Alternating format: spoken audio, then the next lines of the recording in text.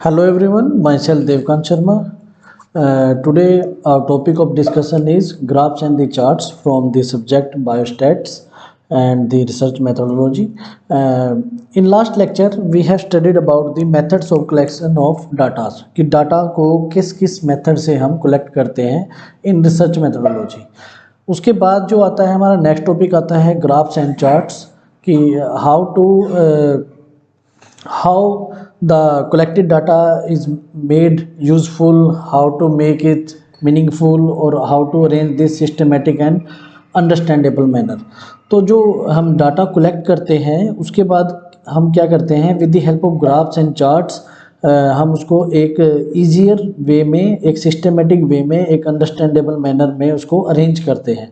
That's why we use graphs and the charts. The researchers have to analyze the data properly to check the interrelationship among the variables, and they also need to check whether the data supports the hypothesis or not. That's why we use the diagrams, histograms and charts. Now first of all we will discuss about the diagram. What is diagram? A diagram is a pictorial representation of the data which shows the relationship among the various quantities of the data, and the diagram is capable of transforming the data into easier, systematic and a understandable manner. Now after that, when the demonstration of the data is done using one quantitative coordinate, then it is known as a chart, and it is also used for showing the quantitative comparisons of different categories of the data. Next graph. What is graph? Graph usually हम अपने जो practical files होती हैं जितने भी हम data उसमें gather करते हैं ड्यूरिंग प्रैक्टिकल, तो लास्ट में क्या होता है हम एक ग्राफ प्लॉट करते हैं. ठीक है, और ग्राफ में क्या होता है यूजुअली ग्राफ जो है उसको हम डिवाइड करते हैं 4 क्वाड्रेंट्स में. 4 क्वाड्रेंट्स होते हैं, बट नॉर्मली फर्स्ट क्वाड्रेंट ही यूज़ किया जाता है. हम क्या यूज़ करते हैं normally X axis and Y axis, 1 quadrant उसको यूज़ करते हैं. लेकिन अगर हमें माइनस की जो हमारी फिगर्स हैं, अगर माइनस फिगर्स को शो करना है तब हमें क्या करना पड़ेगा, 4 क्वाड्रेंट 4 क्वाड्रेंट्स को इन ए ग्राफ यूज़ करना पड़ेगा. ठीक है, तो ग्राफ क्या है? A graph is a visual form of presentation of statistical data, and a graph is more attractive than a table figure. Even a common man can understand the message of the data from the graph, and a graph of whatever size is divided into 4 quadrants, but normally the first quadrant is used unless there is any minus figure to be shown. And the horizontal axis is known as x-axis, and the vertical axis is known as y-axis, and the minus quantity of any variable on the horizontal axis will be shown on the left side of the origin. And the origin, what is origin? This is the intersect point at which y-axis and x-axis intersect each other, and it is denoted by 0. And the minus quantity of any variable on horizontal axis will be shown on the left side of the origin, and the minus quantity of any variable shown on the vertical axis will be indicated in the lower portion of the origin. Now what are the types of the graph? There are normally 5 types of graph. First is histogram, pie chart, cubic graphs, response surface plot and the contour plot graph. So first of all we will discuss about histogram. A histogram is a bar chart or graph showing the frequency of occurrence of each value of the variables being analyzed. Histogram एक bar chart की तरह होता है. इसमें हम क्या करते हैं, डाटा को प्लॉट करते हैं in as a series of rectangles, और जो क्लास इंटरवल्स होते हैं उसको हम लेते हैं on x axis, and the frequency को हम लेते हैं वाई एक्सिस पे, और जो हाइट्स होती हैं रेक्टेंगल्स की they represent the frequency of class intervals. Each rectangle is formed with the other so as to give a continuous picture. Such a graph is also known as staircase or block diagram. Next, अब आपको ये जो जितने भी graph का figure दिया गया है यहाँ पे ग्राफ के जो एक एग्जांपल दिया गया हिस्टोग्राम का, देखिए हिस्टोग्राम में हमें क्या होता है, एक डाटा मिलता है। एग्जांपल 1 में देखिए आप यहाँ पे income in rupees, income in rupees दी गई है 0 to 50, 50 to 100 एंड फ्रीक्वेंसी दी गई है 10, 30, 80, 90, 40, 20। तो हम क्या करते हैं हिस्टोग्राम में, that is the origin 0 and this is the Y axis. Y axis पे हम क्या लेते हैं अपने जो इंटरवल्स हैं, क्लास इंटरवल्स, यहाँ पे क्या दिया गया क्लास इंटरवल्स के लिए इनकम इन रुपीज़, इसको हम लेते हैं एक्स एक्सिस पे, और वाई एक्सिस पे क्या लेते हैं फ्रीक्वेंसी लेते हैं। तो 0 to 50, 0 to 50 इसको हम डिवाइड करते हैं 0 to 50, 100, 150, 200, 250, 300, और वाई एक्सिस पे जो फ्रीक्वेंसी है 10, 20, 30, 40, 60, 70, 80, 90, 100 तक। ठीक है, तो फर्स्ट क्या है हमारी क्लास इंटरवल में क्या है, income in rupees 0 to 50, 0 to 50 में फ्रीक्वेंसी कितनी है 10। तो हम क्या करते हैं 0 से स्टार्ट करेंगे और इसको कहाँ तक ले जाएंगे 10 तक ले जाएंगे, और ये 0 to 50 तक हमने इसको बना दिया है। तो एक ये हमारे पास एक बार बन जाती है, रेक्टेंगल बिल्डिंग बन जाती है। नेक्स्ट इज 50 to 100, कितनी वैल्यू है, फ्रीक्वेंसी कितनी है 30। नेक्स्ट 100 to 150, 80, 150 to 200, 90, ऐसे ऐसे करके हमारा क्या हो जाता है, एक हिस्टोग्राम एक तैयार हो जाता है। ठीक है, next is the pie chart. तो पाई चार्ट में क्या होता है, जैसे हम हिस्टोग्राम में हम क्या करते हैं, ये हमारे रेक्टेंगल जो हाइट्स बनती हैं, ठीक है, ऐसे हमारी पाई चार्ट में क्या होता है, एक सर्कल बनता है। ठीक है, तो पाई चार्ट यहाँ पे दिखाया गया है, देखिए पाई चार्ट क्या है, it is a diagram which represents quantitative data in a circle and further divided into sectors and these sectors are also known as wedges, slices and segments. ठीक है, और पाई चार्ट क्या होता है, सर्कुलर शेप में बनता है, और main important thing is that the pie chart is generally used where data is presented in the percentage form and where every slice size is in the percent proportion of the category. Now how to construct a pie diagram or pie chart। देखिए आपको जो question मिलता है वो मिलता है dry pie chart या पाई diagram for the following data. ये ऐसी आपको एक टेबल मिलेगी, यहाँ पे देखिए दो चीज़ें दिखाई गई है, country and the production of sugars in quintals. तो कंट्री के नेम दिए गए Cuba, Australia, India, Japan and Egypt. ठीक है, और कितनी प्रोडक्शन रहती है इनकी 62, 47, 35, 16 एंड 60। तो फर्स्ट ऑफ ऑल हमें क्या करना है, इसके 3 स्टेप होते हैं। Firstly in first step we have to formulate the data so that the values can be converted into the degree on the circle. तो जो हमारे पास वैल्यूज दी गई हैं, जैसे ये क्यूबा की 62 दी गई है, तो हम इनको डिग्री में एक हम अलग से कॉलम बनाएंगे। ठीक है, उस कॉलम पे हम ऊपर नेम देंगे इन डिग्रीज, जहाँ पे दिया production of sugars in quintals, next हो जाएगा production of sugar in degrees. तो how to convert these values in the degrees, हम क्या करेंगे, सबसे पहले जितनी भी ये वैल्यूज दी गई है इन सब का टोटल करेंगे, 62 plus 47 plus 35 plus 16 plus 6, then total will be 160, total will be 166, sorry 166। फिर आफ्टर दैट हम क्या करेंगे, यहाँ पे एक फॉर्मूला होता है, फर्स्ट ऑफ ऑल हमें 62 को डिग्रीज में कन्वर्ट करना है। तो 62 डिवाइडेड बाय टोटल, टोटल कितना है 166 इंटू 360, टोटल डिग्री कितनी होती है हमारी 360। तो इसको अगर हम कैलकुलेट करेंगे तो हमारी कितनी डिग्री निकल के आएगी 134। ऐसे 47 को 102 आएगा, 35 का 76, 16 का 35, 6 का 13।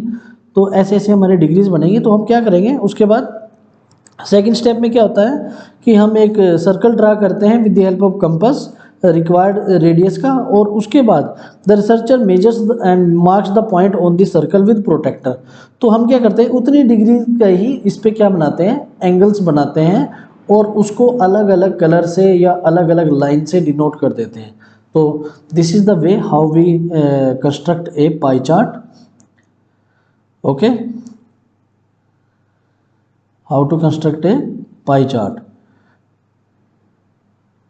Next is after pie chart we will discuss about the cubic graph. Cubic graph का सबसे इम्पोर्टेंट चीज़ ये होती है कि it don't have a fixed standard shape. इसकी कोई भी एक स्टैंडर्ड शेप नहीं होती। Any shape can be form, किसी भी शेप का ये बन सकता है। दो पॉइंट बहुत इंपॉर्टेंट है।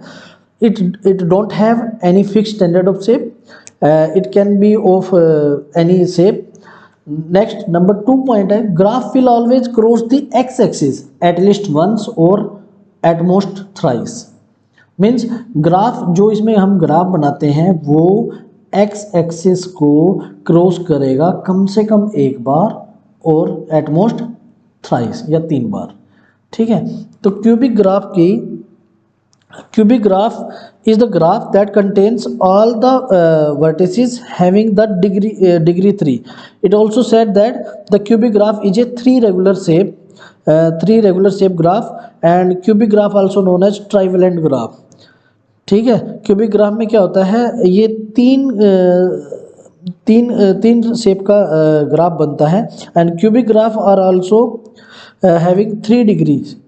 क्यूबिक ग्राफ, अब हम यहाँ पे देखिए, आप क्यूबिक ग्राफ के लिए एक आपके पास जो क्वेश्चन आता है वो इस तरीके से दिया जाता है कि आपको एक इक्वेशन दी जाएगी। ठीक है, y equal to x3 minus X cube minus X square minus 4x plus 4। तो हम क्या करेंगे, यहाँ पे x की वैल्यू को हम एज्यूम करते हैं। अगर हम यहाँ पे x की वैल्यू -3 से लेके +3 तक एज्यूम करते हैं तो हमें कैसे करना पड़ेगा, सबसे पहले हमें एक टेबल बनाना पड़ेगा, उसमें एक्स वाई लिखना पड़ेगा। x की वैल्यू हमने क्या मानी है, सबसे पहले -3, आफ्टर दैट -2 -1 0, फिर +1 2 3। ठीक है, अगर हम x की वैल्यू को इस इक्वेशन में पुट करते हैं -3 तो हमें क्या मिलता है, यहाँ पे देखो ये सोल्व करके दिखाया गया है। y equal to X cube minus x2 minus 4x plus 4। यहाँ पे हम x की वैल्यू को इसमें पुट करते हैं। ठीक है, तो हमें क्या मिलती है, y की वैल्यू -20। सिमिलरली अगर हम -2 वैल्यू रखते हैं x की तो y की वैल्यू क्या मिलती है हमें 0। अगर x की वैल्यू -1 रखते हैं तो y की वैल्यू क्या मिलती है, आफ्टर सॉल्विंग दिस इक्वेशन 6। 0 रखते हैं तो 4, 1 रखते हैं तो 0, 2 रखते हैं तो 0 और 3 रखते हैं तो 10। ठीक है, तो ऐसे करके हमें क्या मिल गया, एक वैल्यू मिल गई x एंड y। तो आफ्टर दैट यहाँ पे देखिए, अभी हमने शुरू में जो बात की थी कि जो ग्राफ होता है वो उसके 4 क्वाड्रेंट्स होते हैं। नॉर्मली हम क्या यूज़ करते हैं, हम केवल अगर यहाँ पे देखते हैं तो हम केवल इतना यूज़ करते हैं ग्राफ को कि ये पोर्शन यूज करते हैं। ये हमारा नीचे हॉरिजॉन्टल वाला हो गया है x एक्सिस और ऊपर हो गया हमारा y एक्सिस। ठीक है, लेकिन हमें देखो यहाँ पे क्या मिल गया, माइनस वैल्यूज़ मिली है। माइनस वैल्यू मिली है तो हम 4 के 4 1 2 3 एंड 4 4 के 4 जो क्वाड्रेंट्स हैं हम इसमें यूज़ करते हैं। ठीक है, 4 के क्वाड्रेंट यूज करते हैं तो क्योंकि हमें यहाँ पे माइनस वैल्यू मिली है। हम देखते हैं अब अपनी x की वैल्यू। ठीक है, यहाँ सेंटर में क्या है 0, राइट साइड पे हमारा प्लस में है 1 2 3, लेफ्ट साइड में हमारा x एक्सिस पे माइनस में -1 2 3। अब y की वैल्यू हमारी कितनी है, मैक्सिमम वैल्यू -20 है, तो यहाँ प्लस में 20 रहेगी, यहाँ माइनस में 20 तक हम इसको डिवाइड कर लेंगे। अब हम क्या करेंगे, मार्किंग करेंगे। सबसे पहले x की वैल्यू अगर -3 है तो y कितना है -20, तो x कितना है, ये x -3, इसके यहाँ बिल्कुल इसके सामने y की वैल्यू आएगी -20, तो यहाँ पे हमने एक मार्क कर दिया इसको। ठीक है, सिमिलरली हमारा नेक्स्ट आएगा 0, नेक्स्ट आएगा 6। ठीक है, प्लस में 6 चला जाएगा, next 4, next 0, next 0 and next 10। तो देखिए इसका कोई रेगुलर शेप है। जब हम इन मार्क्स को आपस में मिला देंगे तो देखिए, मैंने शुरू में ही बोला था आपको कि इसकी कोई एक फिक्स्ड स्टैंडर्ड शेप नहीं होती, किसी भी शेप का बन सकता है। और दूसरा मैंने आपको बताया था कि graph will always cross X axis at least once और एट मोस्ट थ्राइस। तो देखिए ये एक्स एक्सिस को कितनी बार क्रॉस कर रहा है, 1 टाइम यहाँ से किया इसने क्रॉस, सेकेंड टाइम यहाँ से करा और थर्ड में थ्राइस यहाँ से 3 बार इसने इसको क्रॉस किया। So this is the cubic graph. Next, response surface plot. Response surface plot में क्या होता है, इसको हम RSM भी बोल सकते हैं कि ऑप्टिमाइजेशन टेक्निक होती है जिसको रिस्पॉन्स सरफेस मेथड भी बोल देते हैं। इसमें क्या होता है कि जो हम फिगर्स बनाते हैं in response to other variables, means independent variables are used in this method in order to estimate the parameters of a hypothesis regression response function. The statistical principle of least square is used, and in this, when the parameters of function are replaced by their estimates, then the outcome is said to be fitted response function.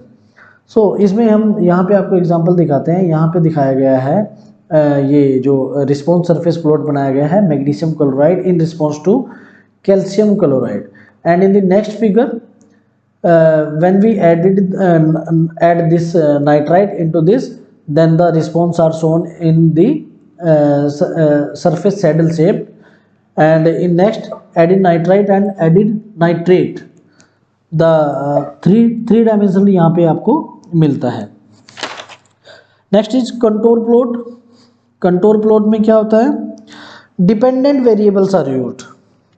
इससे पहले वाले में जो हमारा था response surface में independent variables, but in contour plot this is there are use of dependent variables. तो contour plot क्या होता है, contour plot always have an extra dimension, that 3-dimensional data is represented on a 2-dimensional surface in a contour plot, and contour plot work best when there is a dependent variables. And contour plots are also known as level plots and are used to show a 3D surface on a 2D plane. Next, what are the types of the contour plots? First is the rectangular plot. Rectangular plot is the most common type of contour plot and is shaped like a rectangle. Here you can see in this picture. Next is the polar contour plot. This is the circular plot, and ternary plot is a triangular plot that show a relationship between 3 explanatory variables and 1 response variable. That's it. Thank you.